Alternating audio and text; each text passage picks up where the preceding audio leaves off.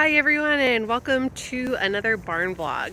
Today I want to take you a little bit behind the scenes and walk through some of my winter prep because we're about to get some pretty big extremes of winter weather. Today we're getting anywhere from like 1 inch of snow to 9 inches of snow, and then overnight it's going to drop and we're going to be like right around 0 degrees Fahrenheit for the next 4 days or so. So I'm going to do a little bit of work to prepare for the snow and then also for the freezing weather that's going to follow. Next thing on my list is I am going to go pick out Pony's paddock to the best of my ability. He's in the dry lot, and when it snows you can't really get the poop out, and when it's frozen weather you really can't get the poop out. So I'm going to get as much out as I can before the weather hits and we're not really able to get any more. Because Pony likes to be a little too helpful and he's not as helpful as he thinks he is, I did put him out with Cricket and Tomcat so that I would have full free access to the dry lot to muck that without him getting in my way. Because as you can see, it had already started snowing and I didn't want to dilly-dally to the point that I couldn't see the poop that I'm trying to get picked up. I use my Huico muck cart, which is a must-have for me when I am cleaning paddocks, because I like to fill my muck carts to be too full that I can't really easily lift them in and out of a traditional style muck cart. And then I pull them over and load them up into my tractor and drive them out to the compost pile. My personal secret to happy living during really bad weather is that I try to do as much as I can before the bad weather hits so that I don't have to do as much hard work when it is cold out.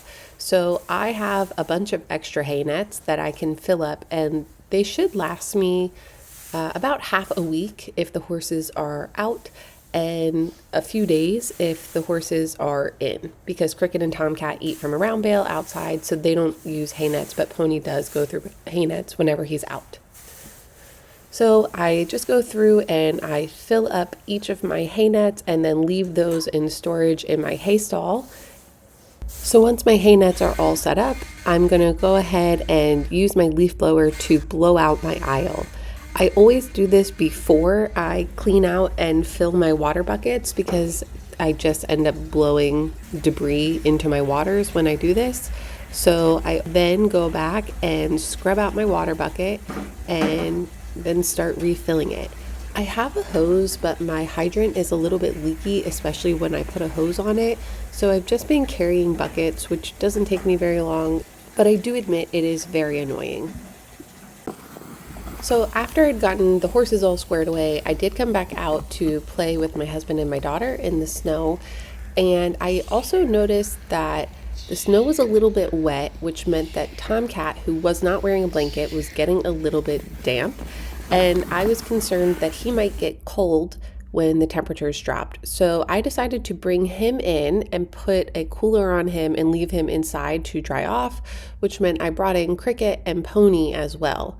And I was really glad that I brought Pony in because I hadn't realized he had managed to put a hole in the trim around his blanket and somehow got his leg caught up in it.